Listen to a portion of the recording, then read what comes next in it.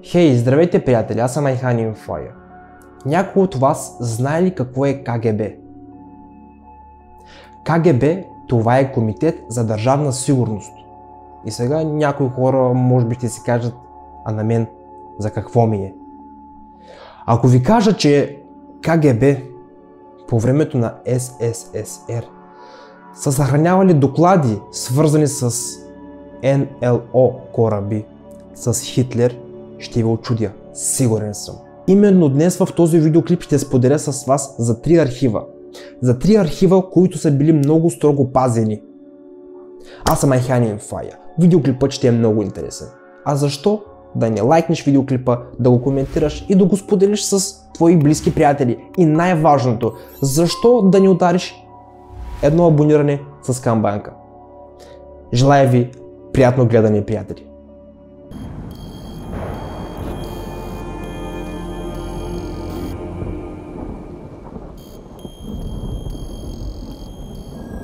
Сигурен съм, голям процент от вас биха искали да се озоват около секретните архиви на КГБ. Ако вярваме на слуховете, там се пазят множество доказателства за съществуването на НЛО, сведения за извънземни технологии и още множество секретни материали, които биха шокирали света. Но ако оставим всичко на страна, то можем да кажем, че работещите в структурата в периода на разцвета, кой с усмивка на лицето, а кой без, знаят много дълбоки тайни, които никога не биха се появили на бял свят. Но има хора, които са вземали участие в някои закрити организации, имащи влияние върху съдбата на хората. КГБ не е успяла да избегне мистификациите, да разграничи истината от лъжата и да разпознае дезинформацията. В този видеоклип ще научите много конспиративни теории, но да вярвате или не е лично дело на всеки един човек. Хитлер. Починал или спасен? Споровете, свързани с смъртта на Хитлер, не утихват от май 1945 година. Самоубил ли се е в бункера или в бункера са забелязали тялото на неговия двойник? Какво е станало с танка на фюрера? През февруари 1962 година в Държавният архив са били предадени документи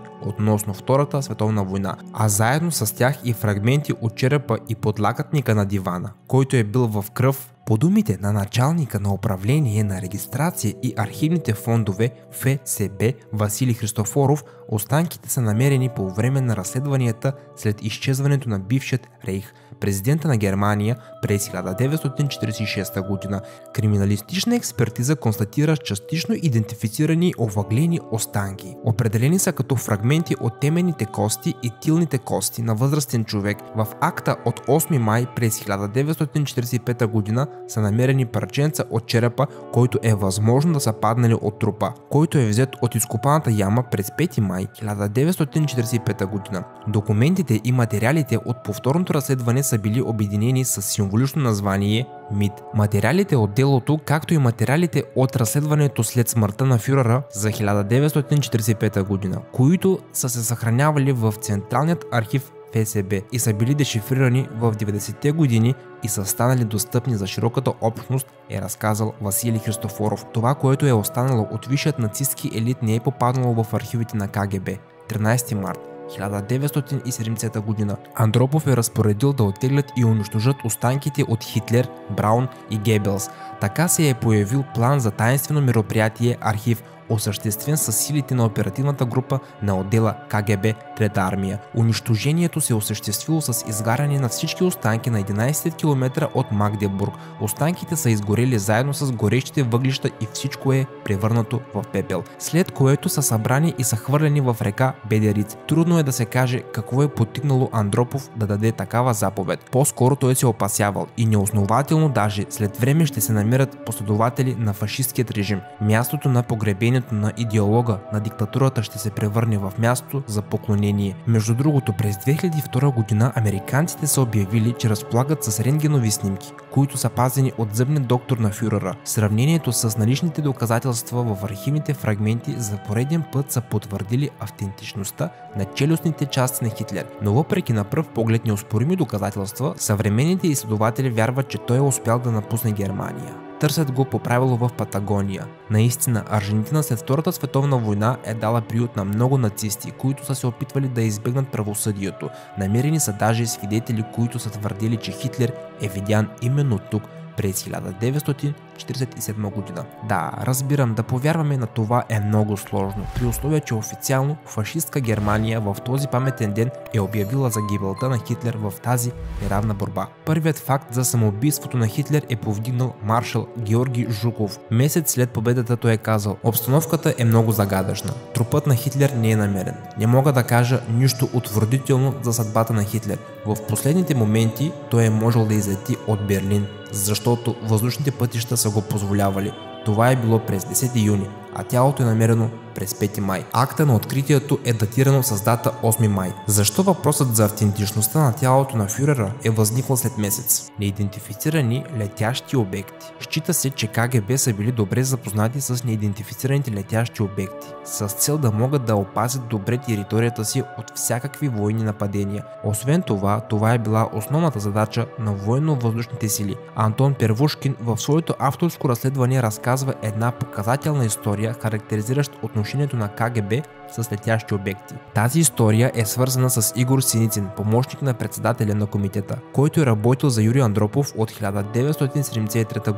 до 1979 г. Събирайки и преглеждайки чуждестранните преси, попаднах на поредица статии за неидентифицирани летящи обекти НЛО. Продиктувах на стенографа на руски език извлечения от тях и заедно с цялата информация го занесох на председателя. Той бързо пролисти материала. Замислен, изкара едно писмо от чекмеджето, който се намираше в тънка папка. В тази папка е бил рапорта на един от офицерите от трето управление, т.е. военното контраразузнаване, е споделил Синицин. Преданата информация на Андропов напълно е можел да се превърне в сюжет от научно-фантастичен филм. Офицерът, който е бил на нощен риболов със своите приятели, е наблюдавал как една от звездите се приближава към Земята и придобива формата на летящ обект. Навигаторът на очи е оценил размера и местоположението на обекта. Диаметър 50 метра, височина над 500 метра над морското равнище. Той е видял как от центъра на НЛО обекта са излезли два ярко светещи лъча. Един от лъчите е стояло вертикално на повърхността на водата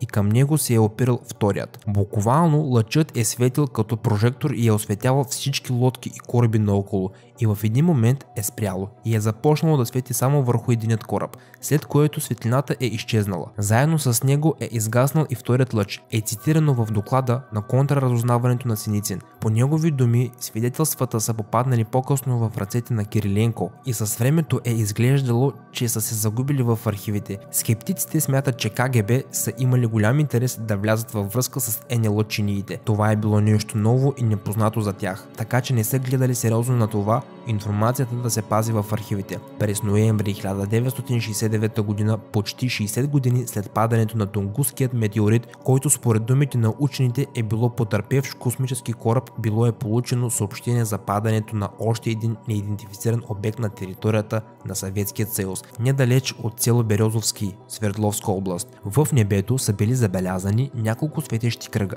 един от които постепенно е губил висота, след което пада и се е чуло силен взрив. В края на 1990 година на разположението на редица медии се оказаха филмови ленти, на които изследователите и учените са заснели предполагаемо падане на НЛО в Урал. Целият работен процес се е движил видимо от работник на КГБ. Моето семейство живееше в Свердловски, а в областният комитет даже работиха мои роднини, обаче и там никой не е знаел цялата истина. В Березовка, там където живееха наши познати, всички са повярвали на новината за взривеното зърнохранилище. Тези, които са видели НЛО, са решили да не разпространяват информация. Диска от НЛО-то е трябвало да го отстраняват през нощта, за да избегнат излишни свидетели. Именно така очевидците са си спомняли събитията. Забележително е, че даже самите уфолози са били настроени да повярват на историята за НЛО. Тези видеозаписи са понесли много критика. Облеклото на руските войници, маниерите им при държане на оръжията,